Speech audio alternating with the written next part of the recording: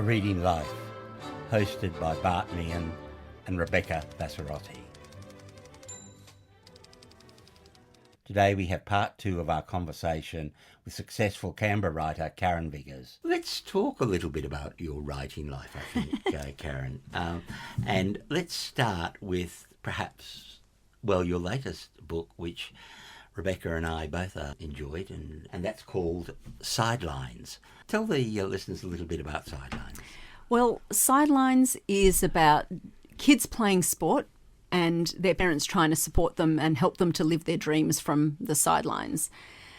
It's a story that's come from 14 years of being a soccer mum myself, standing on those sidelines watching my kids both play and referee soccer. It's centred around soccer, though I think it could be almost any sport. It's just that that's what I knew. Not even just sport, it could be around any competitive activity that our kids get involved in.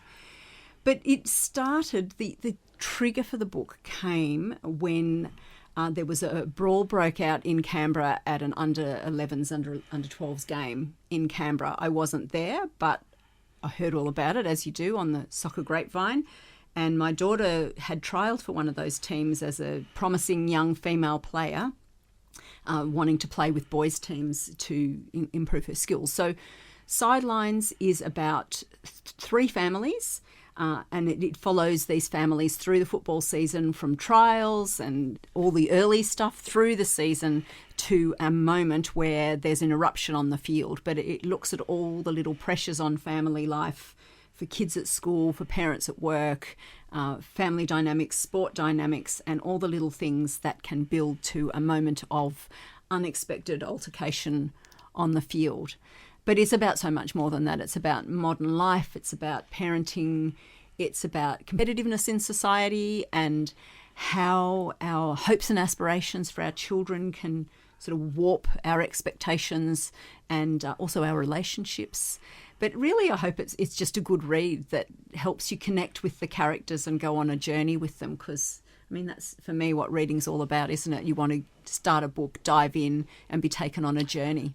Well, I love the book, but I don't necessarily have those points of reference. However, I know Rebecca does. Absolutely. It was a fascinating book for me because I'm sort of right in the midst of that, being a soccer mum and supporting young people that really love football. And so it was kind of, at some points I was going, has she lived my life? So I think for some of us, having had twins, having like a young female promising footballer, I think it's it really is a great read in terms of some of those modern dynamics and those really interesting issues around competitiveness and the involvement in parents in their children's lives, and just that process of growing up. Yeah. And young people navigating some really, really challenging and tricky situations that they find themselves in, sometimes by their own volition, and sort of how you work through that. It's tricky these days. I think it's harder than ever being a teenager. And I wanted to write this book around that. So the characters the young characters in the book are around the 13 turning 14, in 14 age group, because I think kids are facing a lot of things these days at that age group, through peer pressure and the things they can access online and many other things, as well as, home life being challenging. And then if their outlet, if their sport is pressure as well, I don't know where kids let off steam and how they navigate all of the pressure that's in their lives. So I guess it's about that line between support and pressure and what impact that can have on young people. It's really interesting, actually, because, I often talk to people who have small children who are sort of looking at that issue of teenagehood quite terrified, and I go, it's okay. They don't turn up on your doorstep as teenagers like aliens. You've got them to influence them until they get there. But I often say one of the best things that you can do for young people is encourage them into group sport, because it gives them a different perspective outside school. But there is a fine line, particularly around some of this very competitive sports culture that can come into young people's lives. Yeah, there's been a lot of research done on all the positive benefits of kids getting involved, especially in team sport. I mean, the list is very long, you know, learning to be a team member, learning resilience, learning to accept decisions that are not their own, making friends, you know, the list is extremely long. Learning about how to win with grace and lose with dignity, all of those sorts of things. And as parents, I think almost everyone is there for their kids. I mean, some I suppose might be there for themselves as well. But we want to support them. We want to do well, and we want them to do well, I should say. And sometimes, though, in our enthusiasm to support them, we can turn it into something else and forget what are those reasons that they're there. And so I didn't want to write this book to lecture anybody. I didn't want to judge anybody, because you never know what somebody is carrying to a sports field when they come along to watch their kids play. But I really wanted to explore some of the reasons why parents might be getting a bit uptight about success, or often you don't even know that you're doing it as a parent. I had a friend come up and tap me on the shoulder and say, "Karen, you're being a bit shouty," and I was shocked and horrified. And then, so I went away and thought about my own behaviour and realised that I was getting too invested. But in our desire to support, we can sometimes get carried away without even realising it.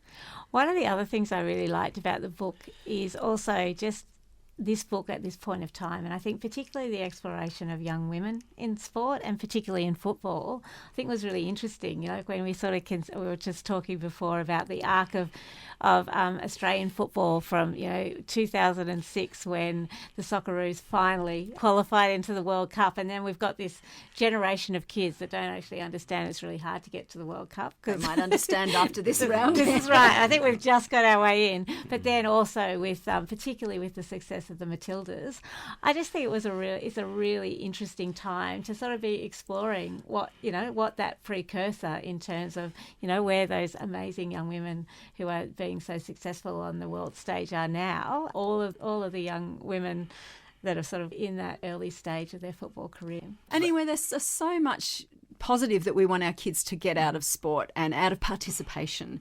And yet there's a very high dropout rate between the ages of 11 to 14. Yeah. And research has shown that the major reason that kids drop out is because of their parents and their coaches taking it all too seriously. Yeah. And so we want our kids to keep playing. We want them to get all those benefits. We want them... a very small number, I think it's 0.1% of all boys playing soccer and 0.2% of girls will make the big time. Yes. So we need a little reality check perhaps, but we want them to keep going. So I guess part of what I hope the book will do is make people think about, well, how can I be a better sports person, a parent? How can I support my kid in whatever activity they choose to do so that they enjoy it and want to stay with it for all the good reasons? Look, and I've had a lot of contact recently because there's been, outbursts at soccer games and others, basketball, netball, and altercations between parents on the sidelines over recent months. And not just recent months, it's not uncommon. And people are saying... Last couple of weeks we had... there's been a couple when we're recording this, a couple of weeks ago, somebody... last weekend. Last weekend in Wagga. Something a couple of weekends before that. And then a few weekends before that at an under-8s game, some parents got into a brawl on the sidelines. And look, it's not common, but it's happening too frequently. And people say, oh, they need to read your book. And I'm like, yeah, well, how do you get people to read it? But, I guess, I didn't write the book as a lecture, but I hope that it opens some discussions. And I think it's a positive book. I think it's empowering for the kids. It's written from the perspective of 3 parents and 3 teens, because I really wanted to give voice to the teens as well and sort of show some of the things that they're dealing with in their own lives, because it is a pressure cooker time, isn't it, being a teenager, Suddenly when you look back, you think, well, it could have gone either way. And so I wanted to give those teens a voice and give them some power in choosing what they wanted for themselves. I think that was one of the things I really liked about the book, actually, the agency of the young people to, to actually really take control of some situations where they didn't really have that much ability to control. And I think that was it was really beautifully done. Oh, thank you. That's great. I don't know that I would have been a particularly good teenager today. It's a very difficult time to be a teenager, I think. Yeah, look, and I think social media does add another layer of texture and pressure to both parents and children. Like, I think it's tough for some parents when they're seeing other people sort of crowing about their kids' success and their child might not be having the same success. That comparisonitis, I think, is worsened and heightened by social media. I think that adds that whole other layer. There's access to all sorts of things online that we never had access to, things like pornography and those sorts of things. You'd be astounded at how young people are accessing that sort of thing, and then thinking that what they see on pornography is normal sex. And, there's a whole lot of stuff. And then concerns about the future. A lot of kids have great concerns about the future with climate change. So there's all these, and there's the normal peer pressure, there's having to deal with your mum and dad at home and all of the stuff that we experienced as well. But I think it's that much harder. And how do they get rid of that stress? How do they let it off? And often that's on the sporting field. One of the things I loved about Sidelines, and I said to you before, is that it's drama in the ordinary, in the sense that you can read this as Rebecca did, and there's resonance in it to your own life, but it is a tremendously propulsive narrative, because you set it up at the beginning of the prologue with the paramedics arriving, so we know at the very beginning there's going to be something at the end that we're being driven towards. But the whole idea of all of these ordinary moments in life, which we can all have familiarity with, add to this weave of drama, which I really think makes the book not only relevant, but really engaging. Oh, well, thank you, Bart. That's really, really great. But what I discovered was when I initially wrote the book that I wrote the characters too black and white. I was judging them.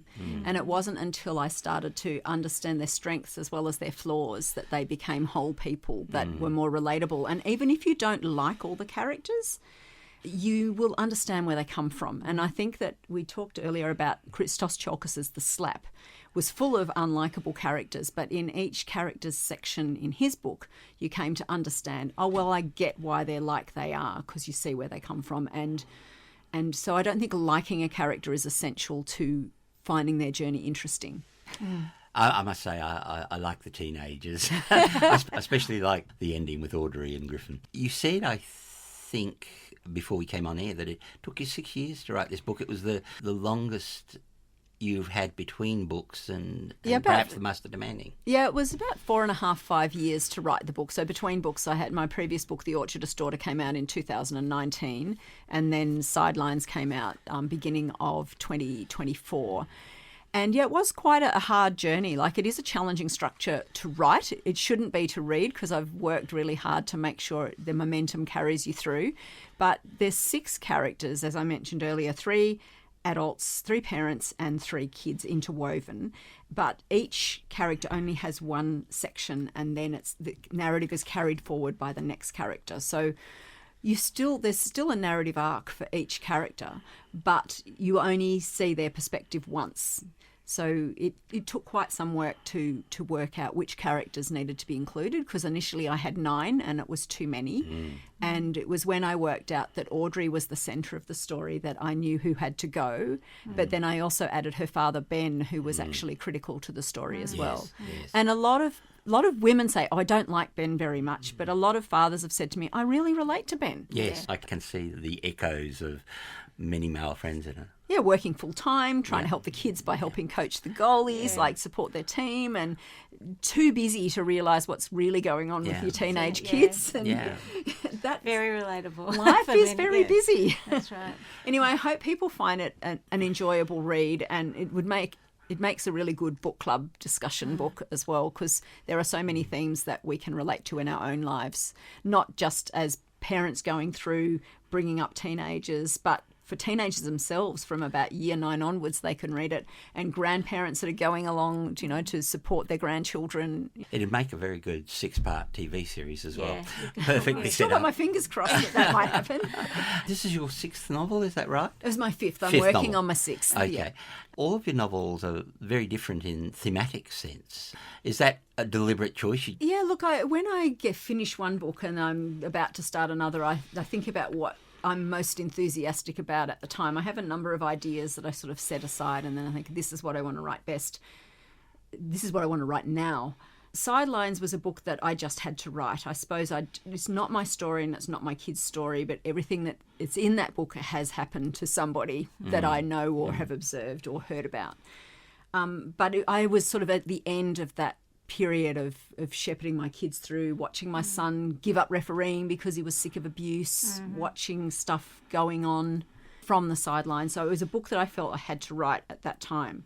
My previous novels have all been set in the natural landscape in the Australian environment, but they've all hovered over some issue that was of interest to me. Yeah. Not to be didactic, but to explore that issue through character, because then I think it was for me to explore it and understand different perspectives. So I've read The Orchardist's Daughter as well, and I really enjoyed that book. I thought it was fantastic. And again, it was interesting that you said that, you've loved Tim Winton's book, because I can see some echoes of his writing in terms of that discussion of landscape, but also that exploration of conflict around the environment, the environment elements, but also really deep discussion around family and challenges in families and stuff like that. So I thought that was also a really fantastic book. Very different to Sidelines. Yes, very different. But really sort of exploring some really important contemporary themes. Oh, thank you. Good. Yeah, What's your routine for writing? Well, I write best in the morning, so I try to leave my phone down in the kitchen. So, and if I'm really if I'm getting distracted, I also pull the internet out of the wall where I'm working, because it's so easy when you're working on something to think, I'll just check my email or I'll just do a little bit of research on that, and then you go down a rabbit hole. And so I find that creatively I can only really do about 4 hours a day. Like if it's in the early creative stage of a book, it takes a lot of energy, and I can only really do about 4 hours. So I push the research and try to push the emails and things into the afternoon. When the kids were small, I would go through the house like a whirlwind, package them up, get them off to school, sit down and write, maybe stop for a quick lunch, and then work through till 3 o'clock, just before 3 to pick them up, because it was no good for me writing at night, because if I don't sleep, then I get cranky, and then, nobody there to hold things together. But I'd like to work in the morning. When it comes to editing, I can work all day. I can work 10 hours going over and reshaping things and rewriting things. For example, Sidelines, how many times did you write? Oh, look, how many drafts? Like, how many tears in a bottle of gin, as they say. Yeah, okay. So some bits I would have rewritten or redrafted 6 times, and some bits would have been a lot more than that. Okay. So I don't know how many drafts I do, but I'm trying to be... Every time I start a new project, I think, this time it's going to be different. It's going to be quicker. It's never quicker. It's never quicker. And I'm pushing myself harder each time to do different things with the writing, to use more literary techniques without it being obvious, to do more showing rather than telling, like all of the things I'm thinking about. I'm always doing little courses and other way, or reading books about the craft of writing as well, so that I extend myself in that sort of thing. Do you find at times you get too close to it and you need others to read it and say, look, that's fine?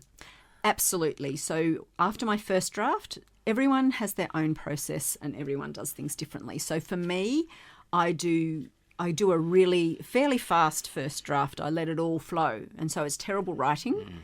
I have another friend who I co-host the podcast with, Emma Gold. She works each sentence as she goes. So when she gets to the end of a first draft, it's pretty tight.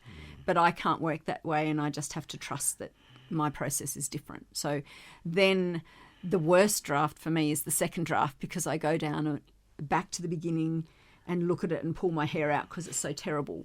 But the good thing is I've just finished a draft of my next novel. But the good thing is on the 6th go, I'm wise enough to say to myself, Karen, it's going to be terrible. You know it's going to be terrible when you go back to the beginning, but that's part of the process. Yes. And if you can play a mind trick on yourself and not go into the doldrums because it's terrible, you realise you've got material to work with, and then you're on the journey. Like, it's going to take a lot of work of shaping and reshaping, but you've got something. Go for the ride. I think it's interesting you should say that. I forget who said it, but they said that the art of writing is rewriting. Is the editing, Yeah, lots of people can sit down and write a story, but the writer actually goes back and shapes and forms that story. Yes, I've had people come to me and say, I've written a first draft, how do I get it published?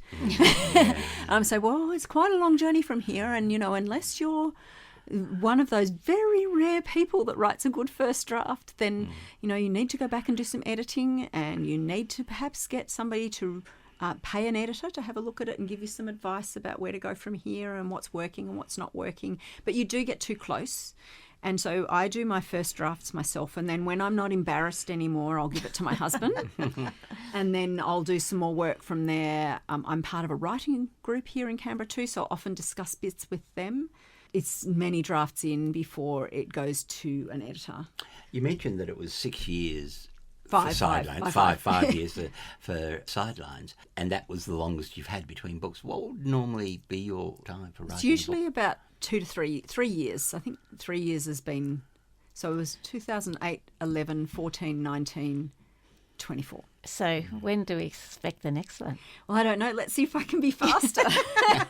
And any hints about what Well, this this novel's next about? one is back to nature, and it's set around the oceans. Like the sort of overarching theme is set around the oceans and human impacts on the oceans, but it's set in the natural world, and it's set on a small island, probably off Wilson's Prom. And it's about themes of power and the future, I guess. Yeah. So that's exciting. Just wetting. I haven't got. You don't get the spiel for your book until after you've finished it, because I don't. It takes me time to work out what it's really about. Yeah. Every draft you say, so what's it about? And then the next one you go, what's it really about? And the next one, what's it really, really about? And so it starts to come in, and you understand what you've actually tried to do. What's your research process? I mean, do you do the research and then write, or do you research while writing? Usually while writing. Depends on the book, of course. My books have all been contemporary, but some of them have a thread of thread of history. So if there's a particular history that I'm going to dig into, I will spend time reading the history before I start the writing, but often as I'm going as well. But there's also always little details you want to check, and that's where the internet is very distracting, because you think, oh, just check that. You mentioned earlier on that your PhD helped you develop a discipline, and one of the disciplines it helped was taking comments from editors.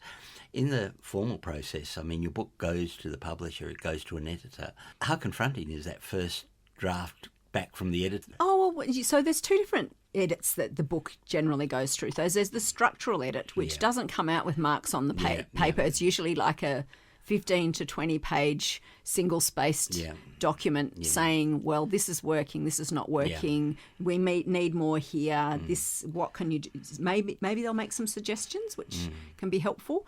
I find that really exciting, because that's generally at the point where I know it's not perfect, but I don't know what to do with it. And so to fix it. And so that feedback at that point, they might make suggestions, you don't have to take them, but at least you know this bit, there's a problem, how do I fix it? And that's quite fun, the problem solving as well. That's part of the challenge and the excitement, is saying, how do I fix that? How do I get it right once the seed is planted? Then after you've done the structural edit comes the copy edit, and that's the real nitpicking phase, which is also fun, but it's usually also terrifying, because once you make your changes on that, there's not much more you're going to do. You'll do a bit in the page proofs, but it's fairly limited as to how much you're allowed to change, so depending on your publisher. How important do you think an editor is in the whole process? Absolutely essential. So when I hear about some famous authors there's a science writer who, when he sends his stuff to his publisher who says, well, that's it, I'm not changing a word. It's like, well, your book will be poorer as a result of not working with the editor, because an editor is, one, a professional who knows, who's been trained in editing and that whole editing process. They're a fresh set of eyes that can see the warts and the problems that you can't see. For me, unless you get an obstructive or a really interfering editor, which I've never had, it can only improve the manuscript. I often wonder, actually, how an author becomes enormously successful. Oh, yes, I was going to say that. And so it's easy to say no to an editor, and indeed some editors will not want to make changes because they're so successful. I'm thinking of people like Stephen King and that, who are in the, particular stratosphere of them own. Yeah, look, and I think you can get too famous like that, Yeah. and that some editors might be afraid to touch your work too much. And I mean, and again, remember, the editor's generally not making the changes, they're making suggestions, but even they can, perhaps some of the editors are in awe of those people. But I think you can see a point sometimes with an author where they've gone to the next sphere or the next stage of being famous, and their work from there is not as good. And I don't know, that could also be because of the impact of fame on your writing, I think, because it can have an impact on the flow, on your confidence. You'd think it would be a good thing, and for some it can be, but it could also be crippling. But I think it's also reflected in not getting enough editing and significant enough editing, and I think that's just part of the process, and that all writers, even the best writers, even who get a really good first draft, are still appreciative of editorial input.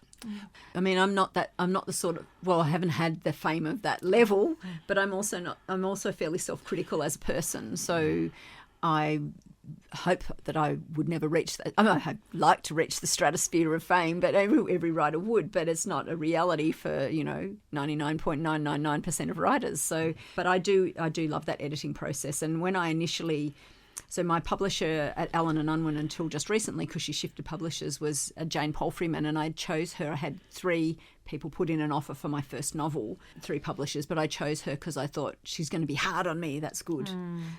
She'll make me develop as a writer, which was always important to me. I didn't want to write the same book over and over. I didn't want to just write a best-selling novel and then write it. Well, we all want to write the next best-selling novel, but I just didn't want to be producing the same thing over and over. Must have been a wonderful day when you had 3 people fighting over your first novel. Well, I don't know about fighting, but they'd all put in an offer. But one of the most exciting days was the day I accidentally found out that the lightkeeper's wife had gone ballistic in France and had sold 100,000 copies in the first 4 weeks. Wow. And went on to sell over 500,000, and yeah. Do you have any sense of why? Well, was there something in it that appealed to the French? That book did really well in Australia as well, not as well as it did in France because we're a much smaller reading population, but it went really well in Australia. But the French, it was set in Tasmania on Bruny Island, and there were a lot of French explorers who parts of Bruny Island were named after, like the D'Entrecasteaux Channel, and Baudin went there, and botanist Labillardière, and there were all these other, Fernot, and who the islands in Bass Strait are named after, lots of French explorers. It was in a lighthouse. I think lighthouses are universally interesting and fascinating. And there was a French inventor who actually designed those big beehive lenses, the Fresnel lenses that you see inside lighthouses. So there were some French connections there, but the French love Australia. They see it as an exotic location. They love the wildness of some of our landscapes, and they love a good philosophical question to tussle with, and each of my books sort of hovers over something like that. Well, it's been fascinating talking to you, Karen. Thank you for taking the time today to speak to our audience on A Reading Life. We look forward to the 6th novel. When will it come out, by the way? Oh, no dates yet. Well, hopefully when it does come out, we can get you back in and we can talk about that as well. That would be delightful. Thank you. Thanks for coming on to the show. That was our conversation with Karen Viggers. Tune in next week for more interesting conversations with Canberra's great writers. You've been listening to A Reading Life, produced by ArtSound FM, Canberra's best community station. ArtSound FM is a community-based radio station. If you enjoy what you hear, please consider being a member. Go to our website at ArtSound.FM for detail. Why not buy a unique gift for family and friends who have everything? ArtSound has published 2 books this year. Gertrude's Sweetheart, a collection of monologues for readers and actors, and the radio adaptation of Kenneth Graham's The Wind in the Willows. Both books are available at a discount price from our ArtSound admin office.